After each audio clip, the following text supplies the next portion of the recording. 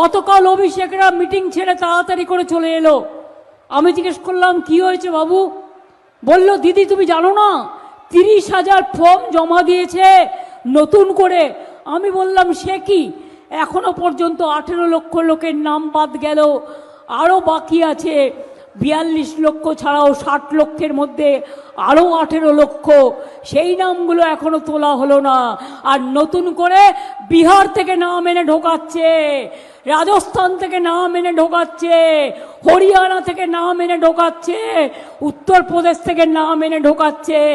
বিহারে যেভাবে রেলে করে নিয়ে এসে ভোট দিয়েছিল সেই রকম এরা এইরকমভাবে বাংলাতেও ট্রেনে করে নিয়ে এসে খড়গপুর থেকে খড়গপুরে ভোট দেওয়া হবে, আসানসোল থেকে আসানসোলে ভোট দেওয়া হবে।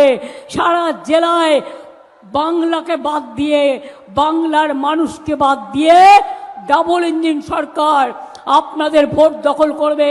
আমি সবাইকে বলবো, বুথ থেকে শুরু করে, পঞ্চায়েত থেকে শুরু করে, টাউন থেকে শুরু করে, ব্লক থেকে শুরু করে লক্ষ্য রাখুন কোথায় কি হচ্ছে।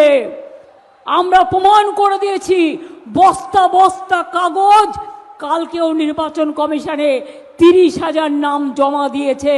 তারা বাংলার কেউ নয়, সব ভিনদেশি।